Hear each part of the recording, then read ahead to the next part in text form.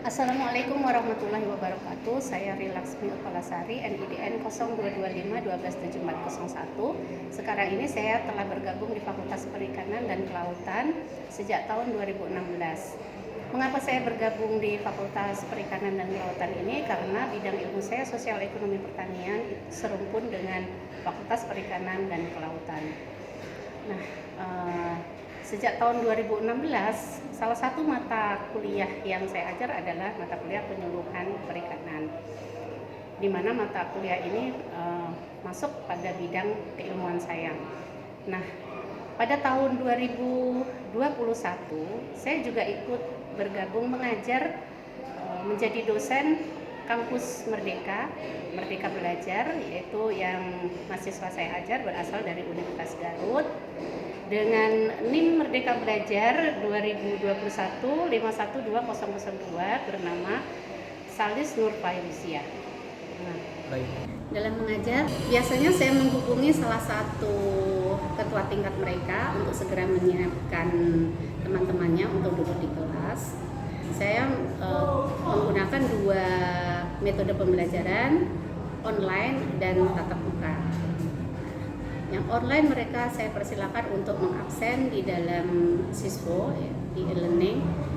Kemudian yang tatap muka juga ada buku yang sudah dipersiapkan dari Prodi berupa buku GPPP. Sebelumnya juga saya mengisi materi yang saya ajarkan untuk pertama kali ketika saya akan memberikan perkuliahan. Dalam mengajar, saya tidak hanya satu pihak, tetapi ada interaksi antara saya dengan mahasiswa. Bagaimana saya menghidupkan kelas agar mahasiswa bisa aktif mengikuti dan memahami apa yang saya sampaikan. Biasanya saya akan melakukan tanya jawab dan diskusi dengan mereka, baik itu di pertengahan ketika saya mengajar maupun di akhir. Dalam mengajar, saya juga menyampaikan materi berupa bahan ajar yang saya buat dari hasil penelitian hibah dosen pemula yang saya dapatkan tahun 2017. Bahan ajar yang saya ajarkan itu merupakan bagian dari subbab materi dari keseluruhan materi 1 sampai 16 yang berjudul Sosial Ekonomi Pemberdayaan Air Tawar. Selain saya memberikan pengayaan berupa bahan ajar, saya juga memberikan pengayaan kepada mahasiswa berupa jurnal-jurnal yang berjudul Analisis Tanggapan Pembudidaya Terhadap Kegiatan Budidaya Ikan di Kawasan Minapolitan, Kecamatan Gandus, Kota Palembang. Dan pada pembelajaran saya yang sesuai dengan RTS saya lakukan, saya juga melakukan kegiatan praktek lapangan yang nanti akan saya perlihatkan di video pembelajaran saya. Waalaikumsalam warahmatullahi wabarakatuh. Selamat pagi semuanya. Pagi. Apakah kalian sehat-sehat saja hari ini? Alhamdulillah. Semoga tetap bersemangat ya sampai akhir perkuliahan kita. Baiklah, kita menginjak pada pertemuan kedua ya kiranya, yang pertemuan pertama sudah Ibu sampaikan mengenai kontrak perkuliahan dan pendahuluan itu. Ibu kira kalian sudah tidak ada pertanyaan dan unek-unek yang ingin disampaikan, karena kemarin untuk perkuliahan pertama kita hanya melakukan pendahuluan dan kontrak perkuliahan. Ya, jadi bisa hari ini kita lanjutkan dengan materi pertemuan kedua, ya Nak ya? Ya, oke. Sekarang kita masuk pada materi pertemuan kedua mengenai ruang lingkup penyuluhan perikanan. Nah, pada ketika pertemuan pertama kemarin, Ibu juga bertanya kepada kalian kan, kita sudah diskusi mengenai mengapa kalian sebagai mahasiswa perikanan dan kelautan itu perlu diberikan mata kuliah penyuluhan. Sebetulnya penyuluhan itu kan mata kuliah yang umum ya.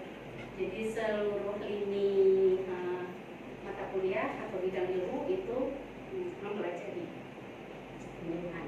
Nah, penyuluhan perikanan itu merupakan satu cabang dari ilmu-ilmu sosial.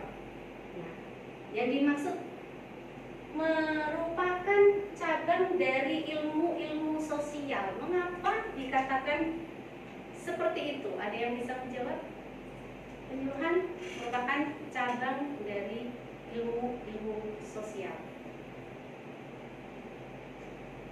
Ada yang mengerti kenapa cabang dari ilmu sosial penyuluhan? Penyuluhan itu apa sih, Nak? Kemarin kan kita sudah dengan arti penyuluhan berasal dari kata suluh. Penyuluhan itu kalau kita bicara secara umum, ya penyuluhan secara umum itu sama dengan halnya kegiatan sosialisasi itu, ya. Sosialisasi itu juga ya merupakan kegiatan penyuluhan. Nah, penyuluhan kemudian kita katakan sebagai cabang ilmu sosial. Mengapa demikian? Sosial itu apa? Boleh berpendapat? Iya, silakan. Kalau menurut Mutiara sendiri, penyuluhan itu kenapa merupakan dari cabang ilmu sosial? Karena penyuluhan itu merupakan sebuah bentuk interaksi antara individu ke individu yang lain. Jadi kan berinteraksi ke lingkungan seperti itu. Seperti itu. Ada tambahan? Dan sekali jawabannya dari siapa tadi? Mutiara itu. Tiara. Baik sekali. Ada yang mau menambahkan? Sosial. Iya, ada? Bu, Ya, silakan. coba ya Bu. Iya. Jadi menurut Jani, penyuluhan itu seperti yang Mutiara katakan tadi bahwa interaksi. Nah, kenapa penyuluhan perikanan itu merupakan salah satu cabang dari ilmu-ilmu sosial? Karena dalam penyuluhan perikanan ini kan lingkungan bisa mengetahui bahwa oh ini perlu, ini yang tidak diperlukan gitu Bu. Gitu ya. Ya. Ada lagi? Kalau menurut saya, penyuluhan itu adalah sebuah benar interaksi, tapi tidak secara individu. Kalau menurut saya, karena tidak mungkin diadakan penyuluhan dengan dikatakan jumlah orang 15 sampai 20 orang. Tidak mungkin kita harus menyampaikan satu per individu. Jadi penyuluhan itu ya edukasi kepada kelompok. Bisa, makanya dikatakan salah satu cabang dari ilmu sosial. Karena interaksi sosial secara kelompok membagikan edukasi tentang perikanan. Seperti itu, baik sekali ya. Jadi 3 orang telah membantu Ibu dalam menjelaskan mengapa penyuluhan perikanan merupakan salah satu cabang dari ilmu-ilmu sosial. Yang jelas ilmu sosial itu adanya interaksi antar sesama manusia ya. Baik itu individu maupun kelompok nantinya. Karena diperlukan dalam ilmu sosial ini adanya komunikasi antara seseorang yang satu kepada seseorang yang lain, antara seseorang dengan kelompok orang, ya. Jadi kita membutuhkan antara interaksi dengan sesamanya. Kalau tidak ada interaksi, tidak akan jalan kegiatan penyuluhan. Seperti itu ya. Nah, kemudian dari ilmu-ilmu sosial, jadi dengan cara dan proses perubahan manusia itu tentunya diharapkan dalam kegiatan penyuluhan ini. Nah, kegiatan penyuluhan ini harapannya apa? Kegiatan penyuluhan ini adalah harapannya untuk merubah perilaku seseorang, sasaran, masyarakat sasaran, baik individu ataupun berkelompok, yang merubah perilakunya menjadi yang awalnya tidak mau menjadi mau. Ya. Contohnya seperti kalau kita menyampaikan pengetahuan dan teknologi baru, ya, adopsi inovasi supaya masyarakat dalam pelaku usaha dalam hal ini mau menerima teknologi baru tersebut. Nah, cara kita menyampaikan itulah penting adanya interaksi antar sesama, adanya komunikasi yang baik antar sesama, begitu ya.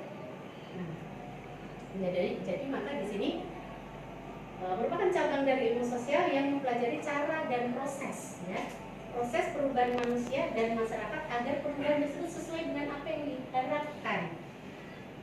Sesuai dengan apa yang diharapkan. Siapa yang mengharapkan? Ya masyarakat sasaran, pelaku usaha, Nah, kalau bicara pelaku usaha di bidang perikanan, bidang tersebut ialah diantaranya budidaya, kegiatan budidaya, kegiatan tangkap, dan kegiatan pengolahan hasil. Tapi tidak terlepas dari itu, bukan berarti hanya sasaran kita pada pelaku usahanya, tetapi pada masyarakatnya itu sendiri. Baik itu yang berkecimpung langsung dengan kegiatan usahanya maupun yang tidak, seperti halnya keluarga. Ya, keluarga itu siapa yang masuk dalam keluarga pelaku usaha? Bisa si istri, anak, keponakan, saudara yang tidak ikut dalam kegiatan mata pencarian utamanya itu juga merupakan sasaran di sini. Mengapa demikian? Karena keluarga ya itu bisa merupakan bagian dari tenaga kerja yang bisa dimanfaatkan oleh si pelaku utama untuk membantu kegiatan usahanya. Ya, seperti halnya contohnya, kalau kalian merupakan salah satu dari keluarga yang memang saat ini orang tuanya mempunyai mata pencarian sebagai pembudidaya ikan maupun nelayan, ya. Kalau sebagai pencari nafkah utama itu biasanya ayah ya, kalau nelayan ya. Nah, apakah dalam hal ini ibu juga ikut melaut? Tidak kan? Yang secara umum tidak. Nah, sasaran dari penyuluhan itu nantinya tidak hanya sekedar kita akan memberikan adopsi teknologi kepada si ayah untuk meningkatkan produksi usahanya si ayah, tetapi nanti kita akan masuk di dalam lingkup keluarga untuk memberikan pengetahuan kepada si ibu beserta anggota keluarganya bagaimana sih mengolah hasil ikan tangkapan dari si ayah untuk dijadikan misalnya hasil olahan perikanan yang bisa dijual. Nah, seperti itu. Mungkin saja beberapa dari para ibu yang suaminya nelayan, mereka tidak melakukan kegiatan apa-apa, hanya sebagai ibu rumah tangga. Nah, ini merupakan sasaran juga. Karena apa? Anggota keluarga yang bisa membantu ya melakukan kegiatan usaha di bidang yang sama itu nantinya akan bisa memberikan peningkatan pendapatan bagi keluarganya. Gitu. Sampai di sini ada pertanyaan? Jadi ya silakan. Ini bertanya Bu, Ya. Dalam ruang lingkup penyuluhan ini kan interaksi sosial itu sangat perlu Bu. Nah, apa saja Bu yang menunjang keberhasilan dalam penyuluhan itu selain interaksi sosial atau keterciptaannya tuh penyuluhannya itu tuh sesuai dengan yang diinginkan? Oh iya, bagus sekali ya pertanyaannya. Jadi sebetulnya itu akan ada materi berikutnya, tetapi tidak apa. Nah, apa yang akan memberikan keberhasilannya, gitu ya? Akan memberikan tingkat keberhasilan bagi si penyuluh agar adopsi inovasi dapat diterima oleh masyarakat sasaran. Di antaranya sebetulnya kita harus tahu karakteristik dari masyarakat tersebut. Karakteristik apa sebetulnya yang harus kita tahu sebenarnya, yaitu sosial, ekonomi, dan budaya. Nah, maka dari itu kalau kegiatan penyuluhan sebetulnya itu tidak serta-merta kita sebagai penyuluh tiba-tiba masuk ke daerah yang dituju. Sebelum kita masuk ke daerah yang dituju, kita perlu adanya survei. Begitu.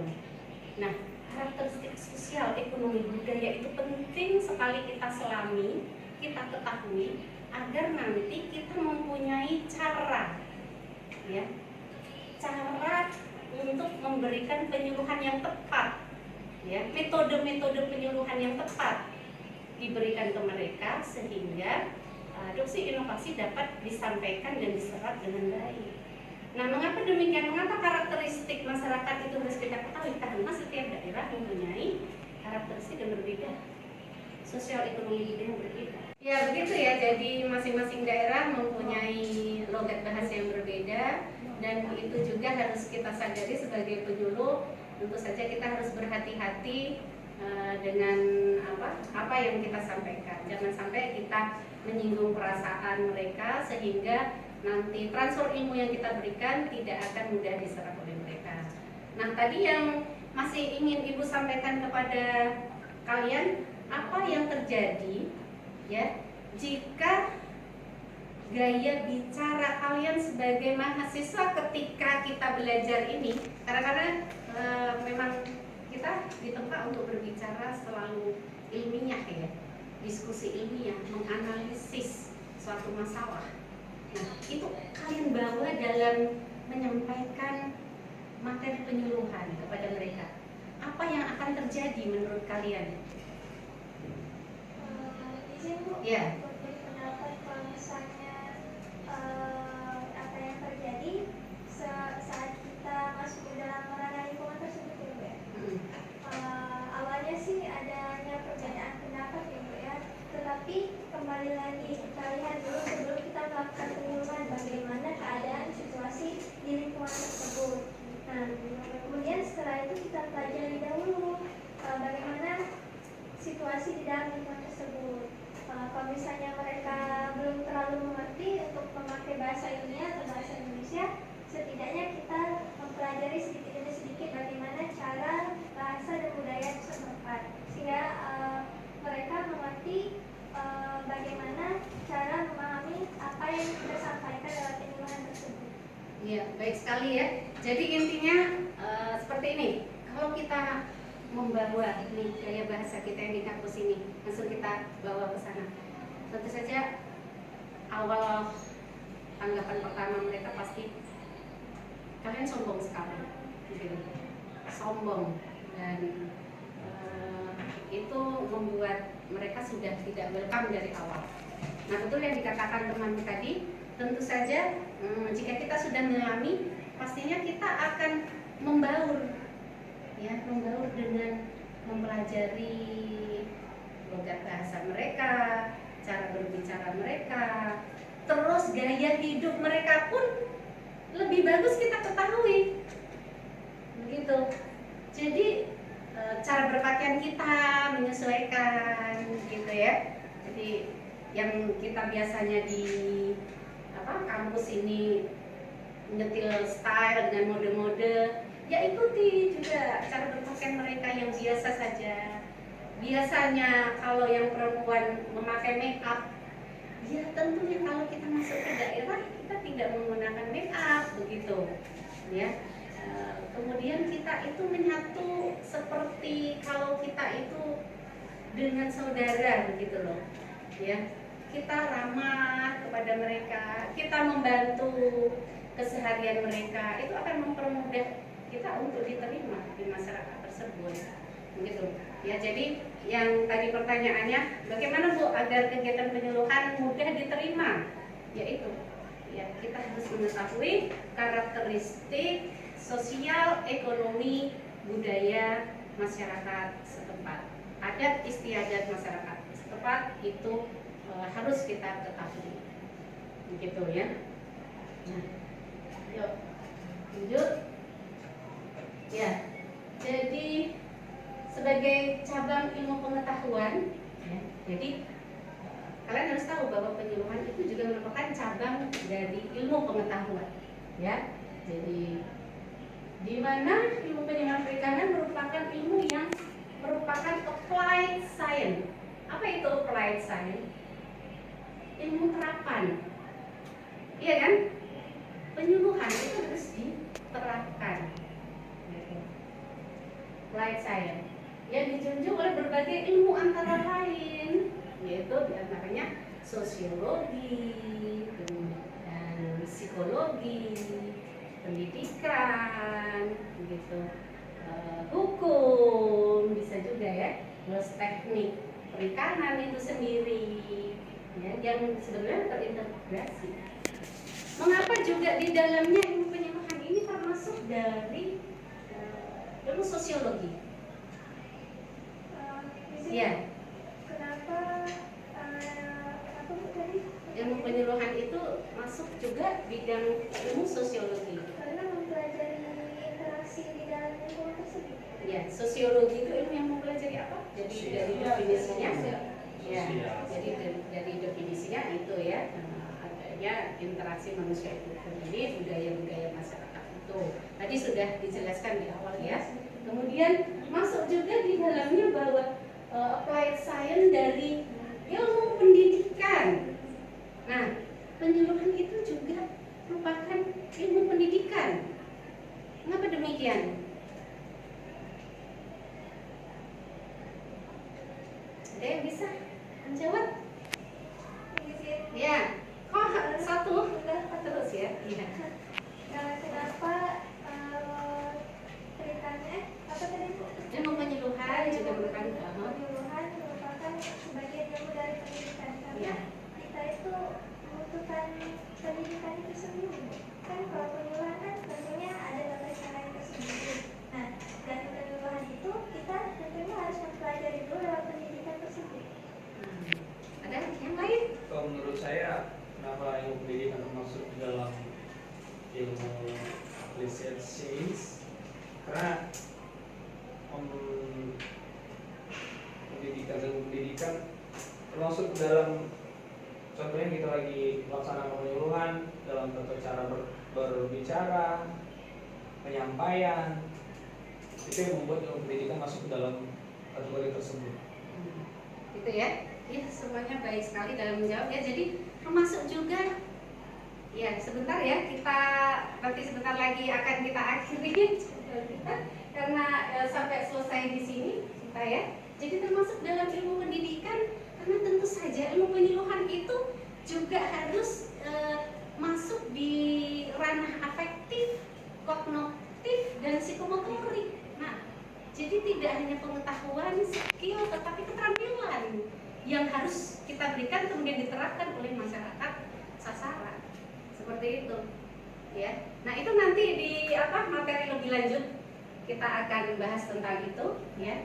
Nah, kemudian jelas semuanya ini ya, baik psikologi tapi tentang karakteristik masyarakatnya, manajemen tentu saja dalam keteknikan perikanan, penyuluh harus mampu memberikan pengetahuan mengenai bagaimana cara misalnya berbudidaya ikan dengan baik, begitu ya, itu merupakan manajemen. Ya, kemudian komunikasi ya tentu saja tadi sudah kita jelaskan bahwa bagaimana kita berkomunikasi, berbicara dengan baik, dengan mengetahui karakteristik dari masyarakat tersebut agar apa yang kita sampaikan bisa diserap oleh mereka. Sampai di sini ada pertanyaan? Ya, saya kira cukup ya mengerti. Nah, untuk akhir dari perkuliahan ini Ibu akan memberikan tugas kalian meresum apa yang sudah Ibu sampaikan di materi kedua ini ya, pertemuan kedua ini. Silahkan diresum. Kegiatan praktis setelah mata kuliah kita yang teori kemarin habis ya.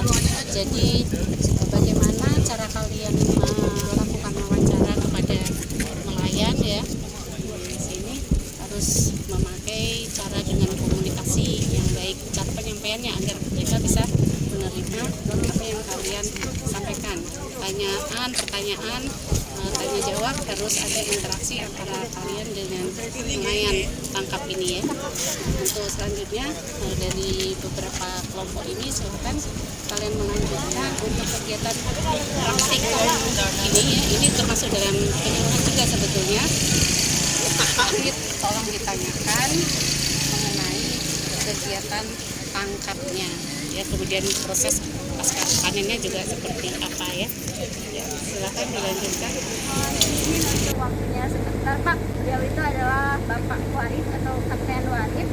Untuk alat tangkap yang digunakan itu adalah fitur set. Terus daerah penangkapan beliau ini yaitu di Laut Natuna Selatan, yaitu di WTT 711. Untuk kapal yang digunakan yaitu merupakan kapal Surya Citra Nusantara 08. Izin Bapak, ada beberapa pertanyaan yang akan kami pertanyakan ke Bapak. Sebelumnya Pak, sudah berapa lama Bapak bekerja sebagai kapten di kapal Surya Citra Nusantara ini? Hampir 10 tahun. Hampir 10 tahun Pak. Baiklah, untuk selama 10 tahun itu Pak, jenis ikan apa saja yang Bapak pernah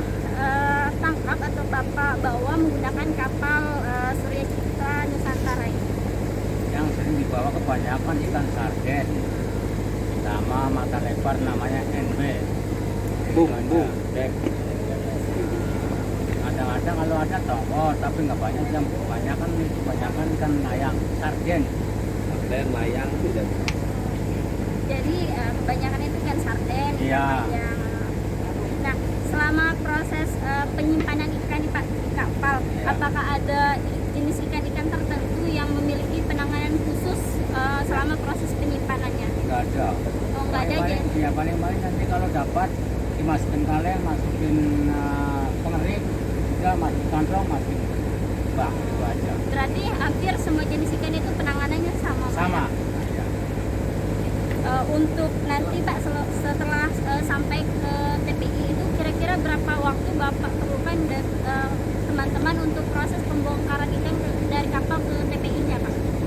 Ya tergantung, kadang-kadang saya 3 jam, Pinjam HP sih kok lagi. kadang-kadang lebih Video di juga, sebelah situ. tergantung anak buahnya. Di samping Kalau aku, anak buahnya yang giat, roti bapaknya. ya cepat selesai. Kalau anak buahnya kurang giat ya kadang agak lambat. Ya tergantung anak buah juga. Berarti juga tergantung sesuai Iya. komunikasi Pak Iya. ya? Selanjutnya nih Pak, pada saat proses pembongkaran ikan, apakah ada ikan khusus kayak kalau kayak semacam seperti ikan sarden harus seperti ini atau sama saja Pak proses Sama. itu? Oh, jadi selama proses itu sama saja. Sama ya. Cuma kadang-kadang kalau yang lain ya memang lain. Ada yang seperti tadi mata lebar kan, ya mereka Dari lebih sebelah banyak sini, ikan. dari sebelah sini. Iya, dari tempat Nurul. Sesuai harga berarti Pak ya? Harga, Ke ini kan bapaknya. Kalau boleh tahu Pak, Ini. apakah kapal ini Landscape, penyimpanannya menggunakan Landscape, es batu Cakung. atau bagaimana Pak? enggak, makanya bisa Landscape aku. Pakai pengering, jadi Iya. nggak menggunakan es batu Enggak lagi ada Pak? ya, makanya pengering. Berarti nggak ada es batu yang harus Enggak ada. dipersiapkan. Kalau dulu memang ya, sekarang kan udah modern, jadi nggak pakai es batu. Jadi harus sekarang tuh sudah modern, Ya. alat-alatnya juga canggih, jadi menggunakan. Kalau pakai es batu banyak kan kalau setengah bulan udah rusak, kan nggak bisa diolah lagi, buang orangnya. Tapi kalau pakai pengering kan walaupun tidak 3 bulan, tapi yang penting mesin jangan sampai rusak, minyak ada, aja tetap bagus ikannya, soalnya udah kering, Berarti pakainya besar. setelah ada alat yang lebih canggih, berarti untuk hasil perolehannya juga lebih banyak Pak berarti. Ya kalau banyak sih enggak, cuman untuk penyimpanan tuh termasuk terjamin lah, nggak mungkin rusak. Kalau mengenai hasilnya namanya mencari di laut, kadang-kadang ada, kadang-kadang nggak ada. Untuk yang berikutnya nih, selama Bapak bekerja, apakah pernah ada kendala seperti kayak cuaca atau kesalahan teknis di kapal yang mengakibatkan? Kalau mengalami kendala di laut tuh banyak, kendala itu banyak, angin kencang, hujan kuat, arus kuat, kendalanya itu aja. Jadi Alam lah, artinya sepertinya alam. jadi misalnya lagi terjadi musim badai, apakah Bapak ada penanganan khusus untuk ikannya? Oh, kalau mau ada musim badai lari, lari ke tepi, nggak berani. Berarti Bapak lari Kan udah ada informasi dari pusat, nanti ini ya misalnya tanggal sekian, jam sekian mau ada angin kencang, seluruh kapal harus ke tepi, baru ke tepi. berarti sudah ada Ya, ada antisipasi itu sebelumnya, ya, Pak, dari ya? pusat ya.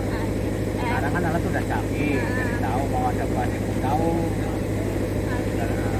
Oke, Pak. Ini terakhir nih Pak, kami mohon izin ke Bapak-Bapak untuk memberikan kesan dan pesan kepada kami nih mahasiswa, biar nanti saat terjun ke proses pekerjaan mungkin lebih tahu informasi. Informasi itu kalau kerja setelah itu banyak susahnya daripada senangnya, kan? Jadi kerjanya memang cepat, cuman sewaktu-waktu aja. Siang tidur, kan? Malam tidur cuman pagi aja sekali kerjanya. Nah, siang itu seharian, nanti malam juga tidur, nanti jam 4 itu baru kerja. Kalau dapat ikan agak lama, kalau nggak dapat 1 jam selesai tidur lagi ya. Itu Pak. Itu aja. Ya, baik Pak. Untuk sesi pertanyaan ini sudah selesai. Kami ucapkan terima kasih Pak sudah memberikan informasi kepada kami mahasiswa jurusan ilmu perikanan. Mohon maaf Pak, kami mengganggu istirahat Bapak. Ya, jadi demikian kalian telah melakukan praktek di TPI Bekasi ya, di TPI Bekasi, dan berdasarkan hasil wawancara dari teman ini terjadi interaksi antara temanmu dengan nelayan. Lalu ada komunikasi yang baik dan bisa diterima, sehingga jawaban-jawaban itu memang